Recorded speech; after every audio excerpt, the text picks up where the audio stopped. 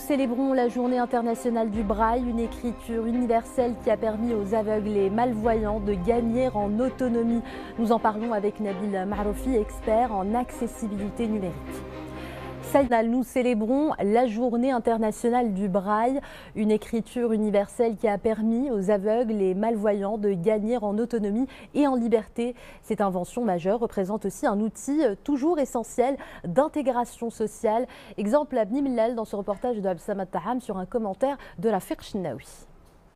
Cette année, la Journée internationale du braille revêt un caractère tout à fait exceptionnel. Nous célébrons le bicentenaire de la création par Louis Braille du système d'écriture et de lecture qui porte son nom. Cette invention visionnaire a changé le cours de l'histoire pour des millions de personnes aveugles et malvoyantes.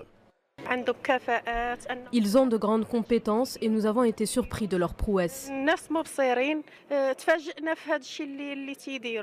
Au Maroc, où plus d'un demi-million de personnes présentent une déficience visuelle, soit 24% de la population, le braille est la clé de l'alphabétisation et de l'emploi à venir.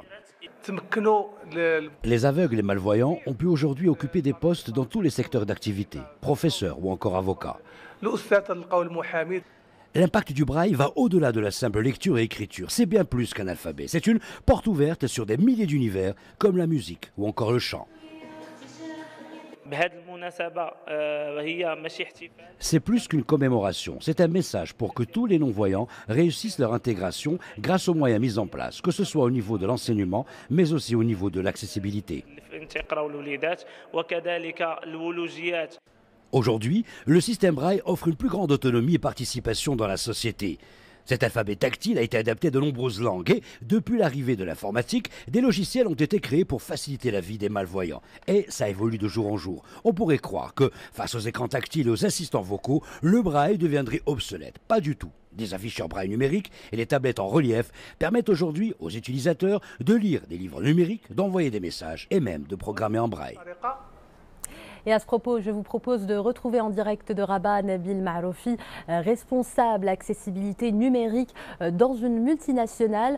Pour expliquer aux téléspectateurs, vous contribuez à rendre accessibles les contenus numériques aux personnes en situation de handicap. Bonsoir Nabil Maroufi. Une première question, 200 ans après sa création, comment est-ce que le braille continue d'évoluer à l'ère des technologies numériques et comment est-ce que vous œuvrez pour l'intégration des personnes déficientes visuelles? Bonsoir, merci pour l'invitation. Effectivement, c'est une journée où on peut parler de comment les aveugles ont pu surmonter les obstacles. Quand Louis Braille, il y a 200 ans, avait rencontré cet obstacle de ne pas pouvoir accéder à la lecture, il a essayé d'imaginer comment trouver un moyen où l'écriture serait plus simple à lire pour les personnes aveugles. Et de sa réflexion est né le braille qui a fait en sorte que les livres et l'écriture soient plus faciles d'accès pour les personnes aveugles.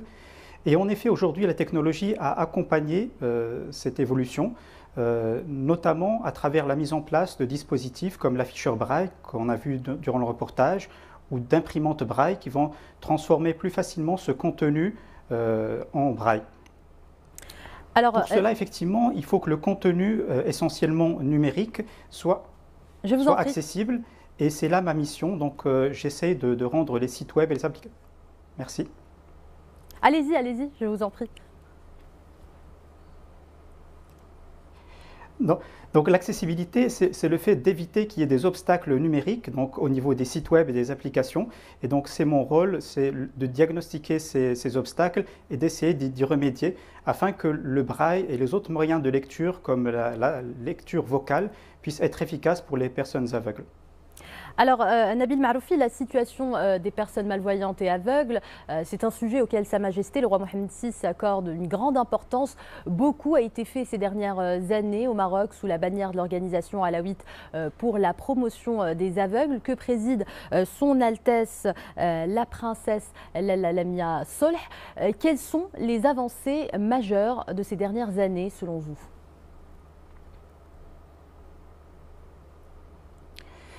Donc effectivement, l'organisation alawite pour la promotion des aveugles a vu l'importance de l'accès à la technologie et comment elle peut aider les personnes aveugles à être plus autonomes Et donc, dans les différents centres, les élèves aveugles apprennent l'informatique, car cet outil permet vraiment d'accéder à la lecture et la communication de manière plus simple, notamment à travers le logiciel de lecture d'écran qui vont permettre de vocaliser le contenu d'un ordinateur, d'un téléphone, et aussi de permettre à ces personnes aveugles de communiquer à travers les nouveaux moyens technologiques, email, réseaux sociaux, etc.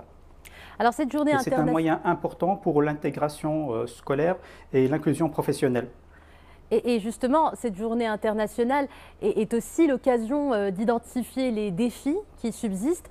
Que reste-t-il à faire, à votre avis, pour favoriser l'inclusion en entreprise des malvoyants et aveugles ?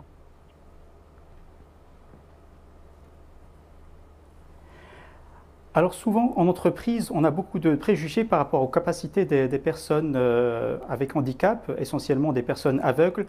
Et c'est vrai que ce genre de journée de sensibilisation permet de mettre en lumière les outils qui peuvent aider ces personnes à être plus autonomes, à pouvoir travailler comme toute autre personne. Moi, à titre personnel, j'utilise donc l'informatique pour rédiger des rapports, pour envoyer des emails et coder aussi des prototypes d'interfaces web.